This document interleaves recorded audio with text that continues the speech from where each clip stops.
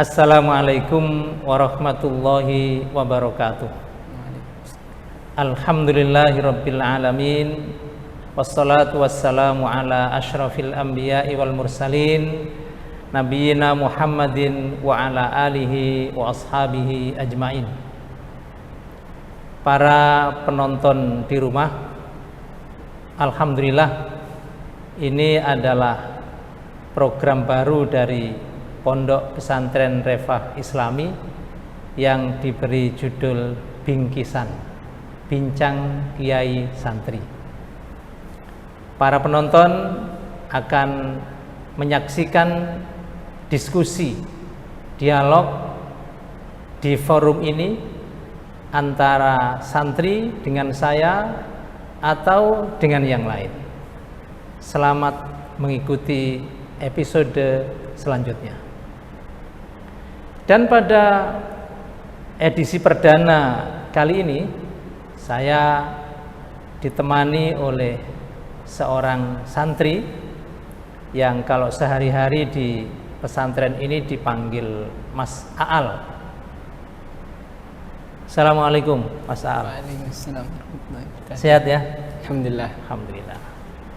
Saya ingin mencoba berdialog, berbincang dengan saudara kita Mas Aal tentang siapa beliau, bagaimana kiatnya untuk sukses menjadi hafidz Quran di pesantren kita ini. Ikuti terus perbincangan kami. Mas Aal, saya dan para pemirsa kepingin kenal lebih dekat dengan sosok antum. Monggo antum ceritakan dari mana, tentang keluarga, dan apa saja monggo diceritakan. Kalau saya biasanya dipanggil Mas Aal, maka nama panjang saya atau nama lengkap saya adalah Abdul Alim. Disingkat Aal. Oke, mantap. Saya datangnya dari Lamongan, Ustaz. Kabupaten Lamongan, Kecamatan Kalitengah, Desa Candi Tunggal, Dusun Melik. Oke, berarti di pinggir aliran Bengawan Solo itu ya? Iya. Alhamdulillah. Biasanya mainnya di situ. Pinter renang berarti? Nggak mesti. Monggo dilanjut. Saya adalah anak yang ke-6 dari 7 bersaudara. Dari pasangan suami istri Musman Tohari dan Mufarohah. Kalau terkait dengan pekerjaan atau mata pencaharian ayah bekerja sebagai, pekerjaan utamanya adalah sebagai kontraktor bangunan, dengan didukung pekerjaan-pekerjaan lainnya, yakni las besi, juga mebel. Kontraktor, las besi, mebel. Kalau semuanya bisa dianggap sebagai pekerjaan, maka tiga-tiganya juga itu pekerjaan.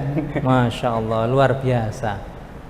Kita ingat Nabiullah Daud alaihissalatu wassalam, karena ya'kulu min amaliyatihi. Nabi Daud itu adalah menafkahi dirinya, menafkahi keluarganya dari kerja tangannya. Mudah-mudahan keluarga Pak Musman Tohari adalah keluarga yang seperti keluarganya Nabi Daud alaihissalatu wassalam. Amin. Mas Aal, kalau saya lihat di file pesantren ini, itu antum adalah hafidz 30 juz pertama di sini. Bahkan sebagai santri pertama, hafidz pertama, antum sudah menyelesaikan hafalan 30 juz dalam waktu 1 tahun 6 bulan. Tentu pemirsa di rumah juga kepingin tahu apa kiat-kiat antum untuk bisa menghatamkan, menghafal 30 juz Al-Quran dalam waktu yang relatif singkat itu. Monggo. Yang pertama, tidak lain dan tidak bukan saya menghafal Al-Quran dan bisa menghatamkannya adalah karena rahmat dan ridha Allah Subhanahu wa taala. Hadza min fadli Rabbi. Baik. Namun semua hamba pasti punya kiat-kiat dan cara-caranya masing-masing. Kalau saya pribadi, yang pertama, saya selalu berusaha memperbarui niat. Tajdidun niyah. Oke. Yang pertama, yaitu saya selalu menanamkan di benak saya apa tujuan saya menghafal Al-Quran ini. Saya menghafal Al-Quran agar saya bisa mendapatkan syafaat dari Al-Quran di hari kiamat kelak. Syafi'an li ashabihi. Kemudian tujuan menghafal Al-Quran yakni kita menjaga Al-Quran sebagai wasilah Allah, yang mana Allah sendiri yang menjaga Al-Quran, namun Allah menjaga Al-Quran itu dengan wasilah dari hambanya. Inna nahnu nazzalna dzikra wa inna lahu lahafidhun. Dengan begitu kita bisa menjadi hamba-hamba pilihan Allah yang diamanai untuk menjaga Al-Quran. Baik. Baik pemirsa, kita mendapatkan pelajaran penting bahwa salah satu kiat beliau di dalam menghafal Al-Quran adalah selalu tajdidun niyah, memperbaharui niat. Untuk apa kita menghafal Al-Quran? Selanjutnya, Mas. Yang kedua, selain dengan tajdidun niyah, semua penghafal Al-Quran memiliki strategi masing-masing, metode atau caranya tersendiri. Kalau metodenya antum apa? Yang pertama, selalu meluangkan waktu saya dengan Al-Quran. Waktu bersama Al-Quran. Menyeringkan diri. Saya selalu mencoba menghafal Al-Quran dalam semua waktu. Sebelum subuh, setelah subuh, kemudian waktu istirahat siang, sebelum maghrib atau setelah maghrib, dan juga setelah isya. Setelah kita melakukan percobaan dengan semua waktu tersebut, kita akan merasakan di waktu mana yang pas buat kita untuk menghafal Al-Quran dan murojaahnya. Dengan begitu kita bisa membagi jam ini dan ini waktunya saya menghafal, dan kalau jam ini dan itu waktunya saya bermurojaah. Ingat pemirsa, memperbanyak waktu bersama Al-Quran. Pagi, siang, sore, petang, malam, bahkan pagi lagi. Mempersering hidup bersama Al-Quran. Selanjutnya, Mas, yang ketiga. Kiat yang ketiga yaitu berdoa. Seseorang berjuang tanpa pengorbanan adalah tidak berguna atau omong kosong. Tapi kalau seseorang berkorban tanpa berdoa adalah sia-sia. Ini kata-kata filosofis ini. Kita perlu mencari penjelasannya ini dari yang mengatakan ini. Gimana? Seseorang melakukan sesuatu tanpa berdoa, tanpa minta bantuan kepada Allah Subhanahu wa taala, berarti dia sombong. Sekarang begini, Mas. Doa apa yang antum baca sering ketika minta diberi kekuatan hafalan? Ini penonton pemirsa di rumah juga kepingin tahu, apa sih doa yang sering dibaca oleh Mas Aal ini? Allahumma ja'alna min hufadil Qur'an gitu. Ya Allah, jadikan kami termasuk orang-orang yang menghafal Al-Qur'an. Lalu juga Allahumma ja'alni min ahlika ahlullahi wa khawasatuh. Ya Allah, jadikan aku sebagai keluargamu, sebagai orang-orang dekat denganmu. Luar biasa doa ini. Juga saya mencontoh doanya Nabi yang ditujukan kepada Ibnu Abbas. Allahumma faqihni fid din wa 'allimni ta'wil. Allahumma, kalau Nabi berdoa untuk Ibnu Abbas, Allahumma faqihhu fid din wa 'allimhu ta'wil, diambil oleh beliau untuk dirinya. Allahumma faqihni fid din wa 'allimni ta'wil. Luar biasa. Kiat yang keempat. Kiat yang selanjutnya adalah menjauhi maksiat. Kita selalu berusaha menjauhi maksiat, sekecil apapun itu, berusaha menjauhi maksiat. Sebagaimana yang diwasiatkan Imam Waqi' kepada muridnya, yaitu Imam Syafi'i, tarkul ma'asi, tinggalkan maksiat. Maksiat apa, Mas, yang suka menggoda penghafal Quran ini?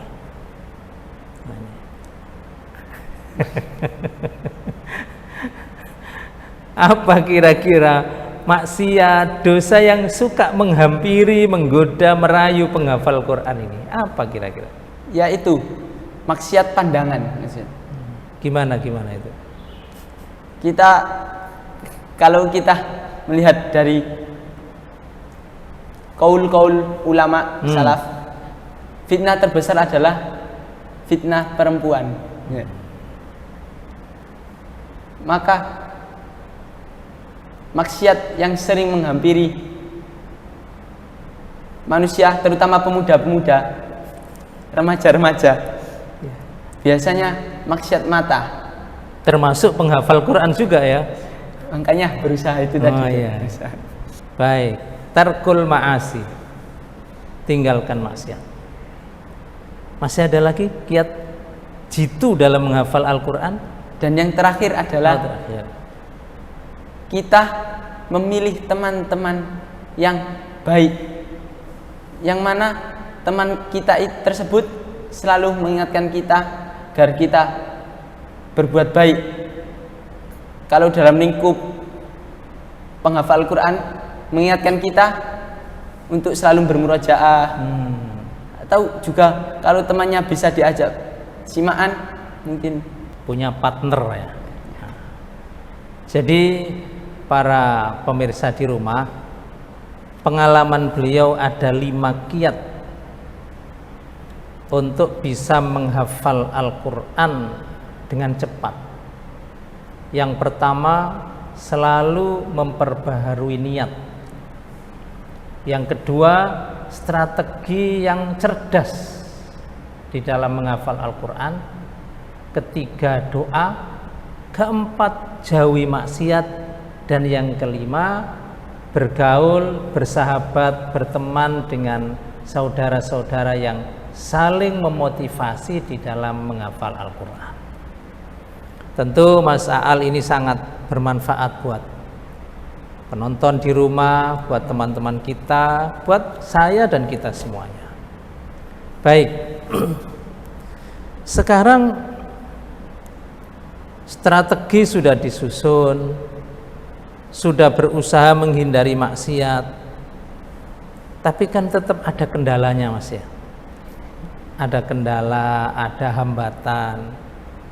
Kira-kira pengalaman Mas Aal sendiri selama menghafal Al-Quran itu apa kendalanya? Semua penghafal Quran kalau sudah mulai menghafal Al-Quran, pasti mereka akan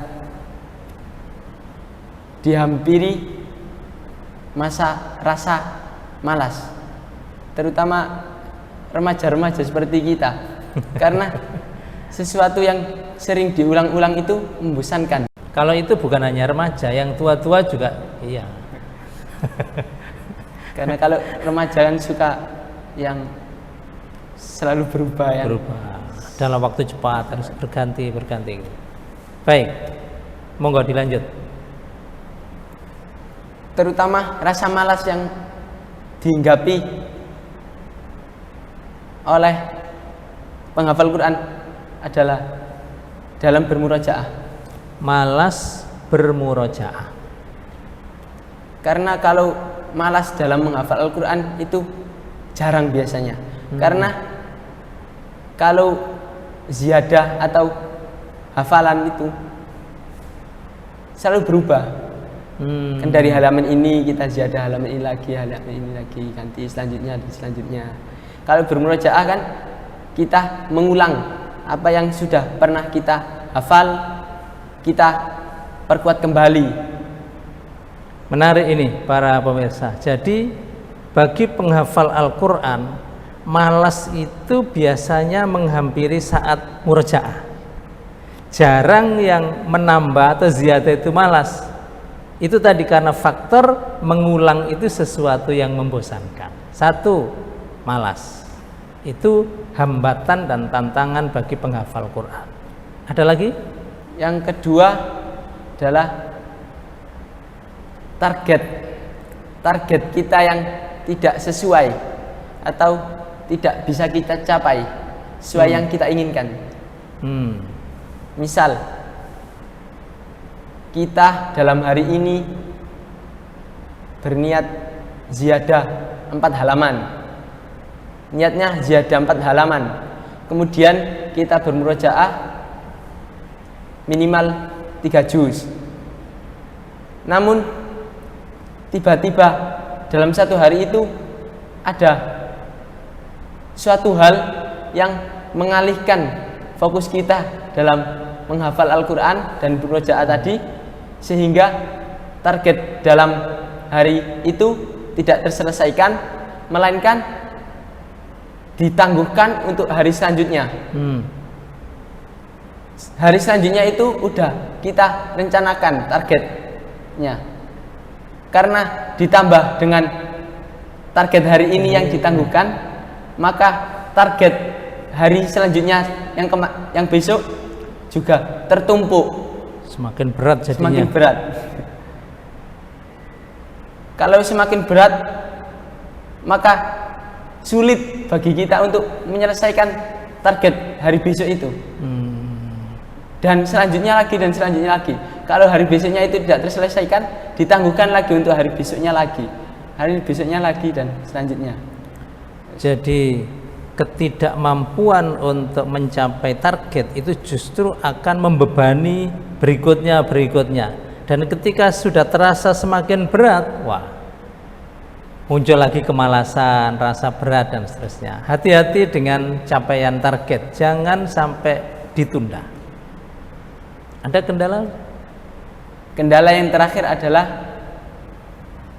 kesibukan, banyaknya kesibukan kita, terutama bagi santri yang mondok di pesantren Rifa Islami ini.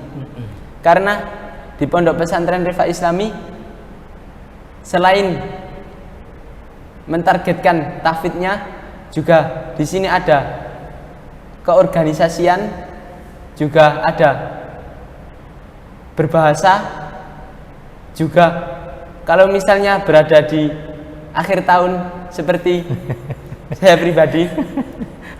Ini curhat. Ada banyaknya bimbel. Mungkin dalam satu pekan itu bimbelnya bisa 4 kali.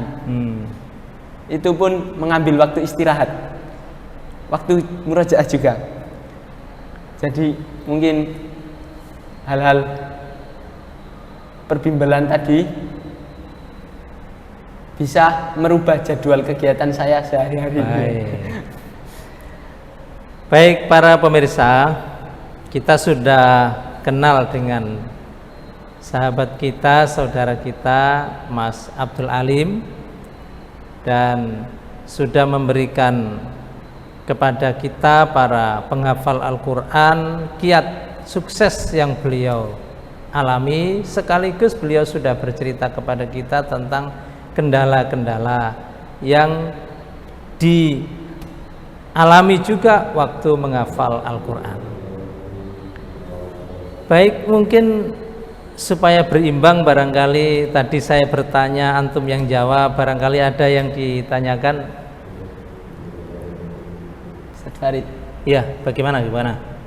saya melihat jenengan itu dalam kesibukan dakwah itu sangat padat, dari yang di daerah sekitar atau di pelosok Indonesia, bahkan sampai luar negeri. Bagaimana kiat dan cara sukses dalam berdakwah tersebut?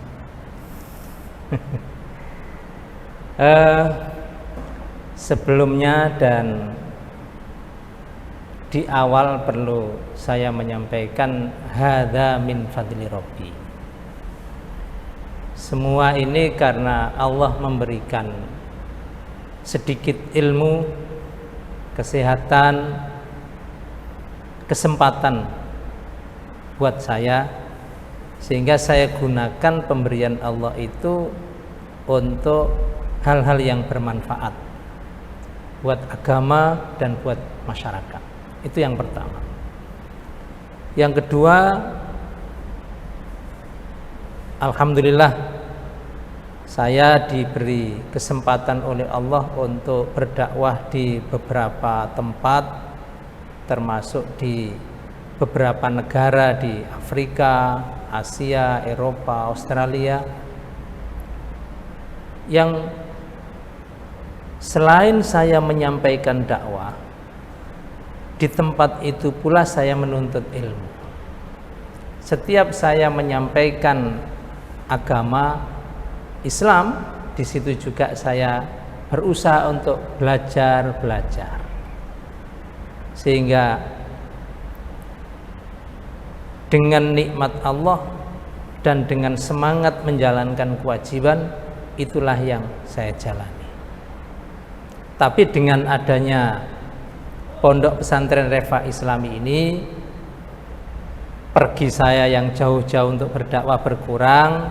Sekarang fokus mengurus pondok dan ganti para santri jauh-jauh yang datang ke sini.